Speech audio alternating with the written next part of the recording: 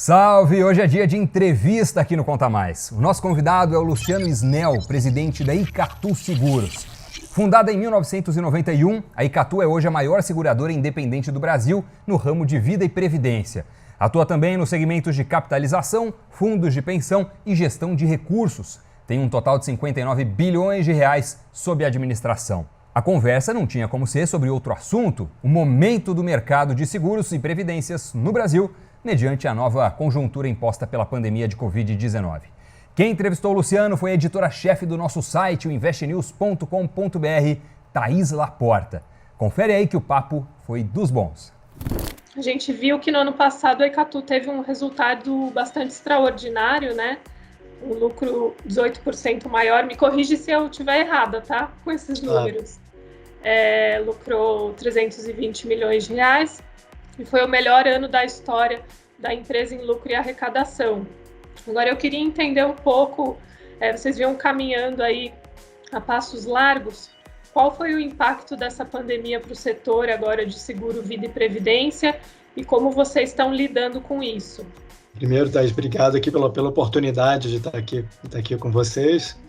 E eu gosto de começar falando um pouco sobre resultados e tal, sempre falando que a gente colhe hoje o que foi plantado lá atrás, né? Então, o resultado do ano passado foi plantado alguns anos antes e agora a gente está plantando as sementes que vão gerar resultados ou ter impactos mais à frente, né? Então, tem que ter sempre essa cabeça com visão de longo prazo, ainda mais uma seguradora como a Icatu, que é uma seguradora de pessoas, né? Nós não atuamos com automóveis, grandes riscos, saúde, essa é vida, previdência e investimentos, que é o nosso foco.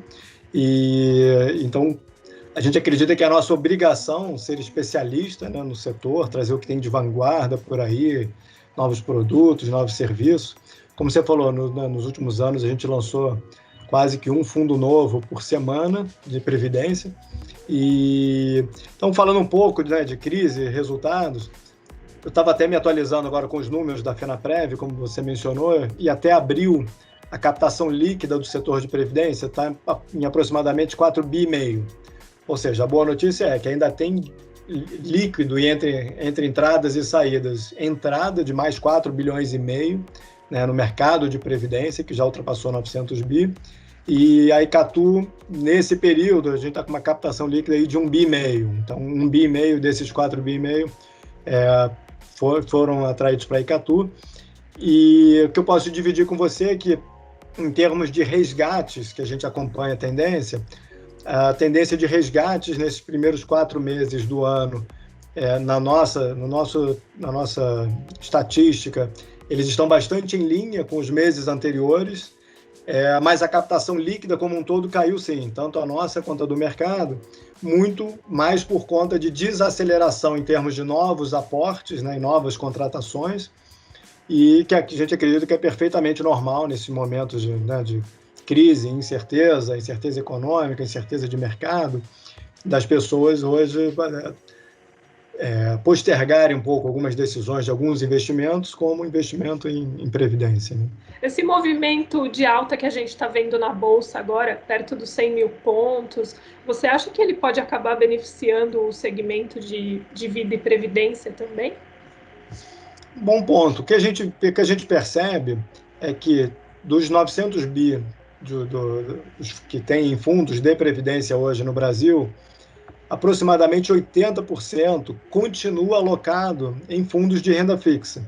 Então, houve sim, nesse último ano, uma migração mais forte para multimercados, e no início desse ano para fundos de ações em previdência, que vem ganhando um pouco mais de momento, mas na prática, olhando ainda em grandes números, a grande maioria das reservas de previdência continuam alocadas em fundos conservadores, principalmente de renda fixa, e com um patamar atual da Selic e as tendências ainda que tem para o futuro, a gente acredita que é uma tendência ainda continuar a haver uma migração, uma realocação e uma diversificação dos investimentos. Então, a Bolsa deve, os fundos de ações e novos gestores de ações entrando no mercado devem continuar atraindo, no mínimo, essa diversificação da carteira dos clientes. Certo. Você diz, no caso, seria compor com ativos de mais risco também dentro da carteira de previdência? Ações, câmbio? Isso, só que a gente costuma, eu particularmente gosto de um, um paralelo que eu acho bastante saudável, que as pessoas deveriam, no mínimo, uma vez por ano, fazer o seu check-up de saúde, né? Independente de pandemia, né? E eu acredito que as pessoas também deveriam, pelo menos uma vez por ano, fazer o seu check-up financeiro. Que é isso, revisitar seu momento atual, seu momento familiar, sua visão de futuro, as perspectivas que o mercado financeiro está oferecendo para as pessoas, que novas modalidades surgiram dentro de fundos de previdência, quem são os novos gestores, como é que está a rentabilidade, a volatilidade dos fundos que você tem ou dos fundos que você não tem. Então, acho que agora é um bom momento para, com calma, se alguém tiver alguma orientação de algum consultor financeiro, alguma coisa, ou usar os simuladores e as ferramentas disponíveis hoje no mercado, fazer essa avaliação e essas simulações para o futuro. E, normalmente, a regra que cabe a todos, né, baseado no que você falou, né, com multimercado, crédito privado, ações, todas as modalidades que tem hoje em dia dentro dos fundos de previdência, é buscar uma boa diversificação e checar se dentro daquela diversificação e à luz da volatilidade que os fundos apresentaram nesses últimos meses, se está adequado com o seu perfil de risco, né, o seu horizonte de investimento. Eu também gosto de muitas vezes enfatizar que não existe o investidor médio, né? Cada um de nós temos as nossas peculiaridades, nosso núcleo familiar, nosso momento de vida pessoal, profissional, horizonte de investimento, que outros recursos e fontes de renda cada um tem. E com essa análise, por isso que eu digo que tem que ser com bastante calma, aí sim tomar sua decisão e fazer sua alocação ou realocação, buscando todas as informações pertinentes. Olhando então para esse horizonte mais longo, né, pensando em previdência aí 20, 30 anos, vocês acreditam que mudou alguma coisa nos fundamentos para quem olha para o longo prazo? Porque a crise que a gente vive agora é muito o temor do curto prazo, né? Mas e olhando lá para frente? Ótimo, eu vou trazer duas óticas para essa sua questão. A primeira, que muita gente agora está falando nas novas tecnologias, novo normal, o mundo mudou, mas a tecnologia não eliminou os riscos financeiros que as pessoas enfrentam a cada dia. Então, as pessoas continuam, né, tendo o desafio de proteger a renda do primeiro emprego, de economizar para a educação dos filhos, de garantir uma renda para a aposentadoria. Então, esses riscos financeiros que a população brasileira continua enfrentando, continuam por aí, continuam existindo. Então, acho que sob a ótica da necessidade, continuam por aí. E o outro aspecto e quais são as características que os produtos de previdência possuem que podem auxiliar como uma das soluções possíveis para esses desafios, né, que nós vivemos em relação às incertezas financeiras para o futuro. É que os produtos de previdência, na minha visão, hoje é o melhor veículo de investimento de longo prazo no Brasil. Então, só relembrando algumas das características dos fundos de previdência, então você tem a não incidência de come-cotas, ou seja, durante o período de acumulação. Então, todo recurso acumulado ali dentro vai compondo exponencialmente com a rentabilidade, você só vai ter incidência do imposto de renda no momento do resgate. Para as pessoas que têm algum tipo que recebem remuneração tributável, poder alocar até 12% da sua renda tributável nos produtos de PGBL, e aí sim, esse recurso alocado ser dedutível da sua base de imposto de renda, né, do ano corrente em que você fez os aportes. Tem a tabela regressiva, que começa em 35%, mas vai até 10% após o 10º ano, que significa que quem conseguiu poupar, né, limite ótimo seria 12% da sua renda bruta anual, incluindo todas as suas fontes de renda, salário, renda de aluguel, somar isso tudo, e no final do ano, se tiver conseguido investir no PGBL 12% desse valor, esses 12% vão ser abatidos da sua base de imposto, ou seja, você não vai pagar os 27,5% sobre esse valor aportado, e ele vai acumular durante anos sem tributação, né, ou seja, sem o come-cota, e lá na frente, se esse recurso ficar pelo menos 10 anos no PGBL, vai ser tributado sob a alíquota de 10%. Então, acho que essa visão do produto como um produto de longo prazo é muito importante, tem um efeito multiplicador muito forte, e ainda tem a característica do PGBL e do VGBL de também ser um bom produto para planejamento sucessório. Então, no caso de falecimento do titular do plano, os beneficiários têm uma liquidez, né, têm um acesso mais rápido às reservas acumuladas no produto, por ele não transitar em inventário, e tem uma flexibilidade um pouco maior também para a escolha dos seus beneficiários no plano. Então, são diversas características que eu acho que conjugadas, e dado o grau de evolução das regras de aplicação dos fundos de previdência, eles hoje se tornaram um produto de primeira necessidade do brasileiro. Legal. Falando sobre essa evolução dos fundos de previdência, teve uma mudança de perfil recente, né? Se eu não me engano, esse percentual em alocação de risco aí, né, em ações, que aumentou. Você acredita que para o longo prazo, você falou um pouco da importância de diversificar, né? Mas diante do risco que a gente está vivendo hoje, né, da crise atual e do que ela pode gerar para as próximas décadas, você acha importante alocar mais ações na carteira ou esses ativos mais arrojados? Bom, ótimo ponto. Acho que o mais importante tem sempre um diálogo frequente entre FENAPREV, a Federação das Seguradoras de Vida e Previdência, e o órgão regulador, que é a SUSEP. E, ao longo desses diálogos, ao longo do tempo, vai se discutindo o que se poderia ampliar em termos de regras de aplicação desses fundos de previdência à luz do que o mercado vem oferecendo, né? Vão surgindo novos títulos, né? O mercado vai tendo papel vai tendo mais liquidez, vai tendo mais demanda do investidor. Então, as regras de previdência também vão evoluindo ao longo do tempo. Então, dentre as mais recentes, como você mencionou, anteriormente, os fundos de previdência podiam ter no máximo 49% em ações, e isso foi ampliado para até 70% por fundos normais, chamados fundos de varejo, né, por alguns. E existe também a figura do proponente qualificado de previdência, parecido com o investidor qualificado dos fundos de investimento, que para estes casos o fundo pode até ter 100% em ações, o fundo de previdência. Então foi ampliado para 70% ou até para 100% em ações. Qual é um grande benefício? Alguns gestores de ações não se aventuravam a entrar no mercado de previdência para ter um fundo que poderia ter no máximo 49% em ações.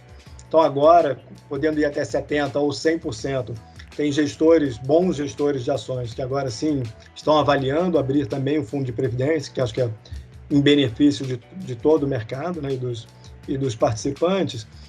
E com isso as pessoas vão tendo mais flexibilidade também de fazer essa sua diversificação com mais opções de investimento. Então, acho que eu diria que traz mais gestores para o mercado, traz mais opções, mais variabilidade, e isso é sempre benéfico. Então, uma outra regra que evoluiu também é quanto que você poderia alocar em ativos no exterior. Então, vai até 10% para o varejo, 20% para o proponente qualificado. Então, são regras que vão evoluindo e vão sendo discutidas também ao longo do tempo. Falando um pouquinho sobre o mercado de seguros de vida, qual que foi o impacto dessa crise que a gente viveu? Teve um impacto? Quais são as perspectivas desse segmento agora? Esse é um ótimo ponto que a gente percebe uma evolução grande em relação à percepção, né, a cultura do brasileiro em relação ao seguro de vida, que o seguro de vida, principalmente o seguro de vida individual, tem ainda uma penetração muito baixa no Brasil, diria que até a demanda sempre abaixo do que se esperava comparado com o seguro de automóvel, seguro-saúde, e a representatividade, né, do seguro de vida, mesmo crescendo nos últimos anos, sempre abaixo do potencial, comparando com outros países no mundo. E a gente percebe claramente, nesses últimos 2 meses, uma curiosidade, uma preocupação maior com seguro de vida, seja para si próprio, né, para cobertura de morte, invalidez, doenças graves, né, são diversas coberturas que abrangem hoje o que se chama do seguro de vida, né, o seguro de pessoas, ou até os seguros para os funcionários das empresas, né? Então, até os pequenos empreendedores também preocupados hoje em dia com a situação financeira, né, e de vulnerabilidade que todos estamos passando nesse momento. Então, no nosso ponto de vista, a Previdência, à luz de queda dos juros dos últimos anos, reforma da Previdência muito em voga, houve uma conscientização do papel da Previdência privada, como eu falei, como um produto de primeira necessidade do brasileiro, e agora a conjugação da Previdência com o seguro de vida cria uma força muito poderosa em termos de planejamento e proteção financeira para o futuro. Porque fazer uma previdência, olhando para daqui a 20, 30 anos à frente, corre o risco da jornada, como é longa, ter imprevistos ao longo do caminho. Então, quando você conjuga com uma cobertura para morte e invalidez, por exemplo, é possível fazer esse planejamento, essa proteção, que a qualquer momento a sua família vai estar amparada para aquele valor que você planejou, que você conseguiu ter aquela reserva para uma emergência não prevista. Então, a gente acredita que o seguro de vida, principalmente o seguro de vida individual, tende a ser cada vez mais demandado, estudado, as pessoas tendo uma sensibilidade até maior de quanto custa. Que nós já fizemos até algumas pesquisas com clientes e não clientes, e acredito que as pessoas fazem talvez um paralelo com quanto custa um seguro de automóvel, e fazem um paralelo: se o seguro de automóvel custar tanto, meu seguro de vida vai ser proporcional, né? Vai ser caro. E o seguro de vida é normalmente bem mais em conta do que as pessoas imaginam. Então, acho que isso também leva um tempo até as pessoas entenderem quanto precisa de capital, que, né, não é uma questão simples. Eu preciso de 50 mil, 100 mil, 500 mil, 1 milhão de capital segurado. Então, já tem simuladores e, obviamente, especialistas e consultores para isso. E qual é o valor, né? Quanto é que você precisa a cada momento. Tem uma grade de produtos hoje cada vez mais diversificada, já em linha com os portfólios que existem em outros países. Então, também acredito que é um setor que tem tudo para ser mais demandado, e, ao ser mais demandado, obrigar as seguradoras a também inovarem na sua comunicação, transparência, produtos, serviços. Então, acho que isso chegou para ficar. Um outro ponto que eu queria abordar, eu nem sei se é da alçada de vocês, mas é sobre a portabilidade de fundos. Se você acredita que esse momento é propício para quem pretende fazer portabilidade. A portabilidade é um instrumento que existe na indústria de fundos de previdência, que eu acredito que não tenha paralelo nos outros ativos, instrumentos financeiros. Porque ela, além de dar uma liberdade muito grande, né, do cliente poder migrar ou de uma seguradora para outra seguradora, ou de um fundo de previdência para outro fundo de previdência, em ambos os casos, sem caracterizar um resgate, ou seja, você não tem incidência de imposto nessa movimentação, ele é um instrumento muito importante para esse momento em que nós estamos falando de revisão, realocação da carteira de investimentos, que, na maioria dos casos, vai demandar o uso da portabilidade para fazer essa migração, essa carteira mais diversificada. Então, é altamente recomendado.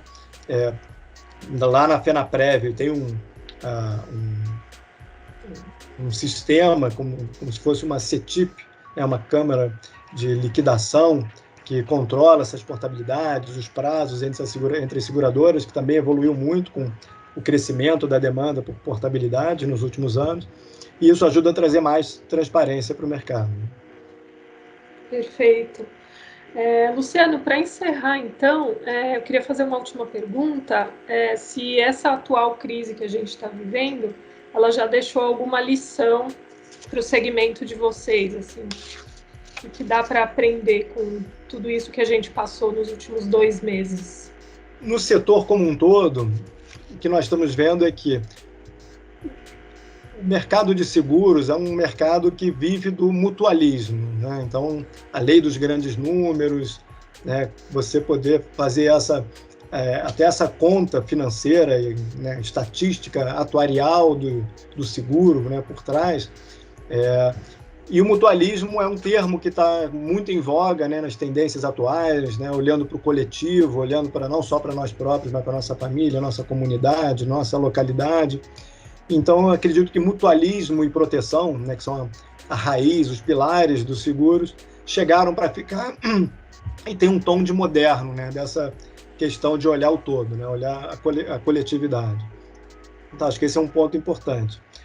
E o outro aspecto que eu acho bastante interessante com crise, né, que tem a ver também com o olhar de nós como pessoas e como executivos, né, como profissionais, que toda crise nos traz mais força ainda para focar no propósito.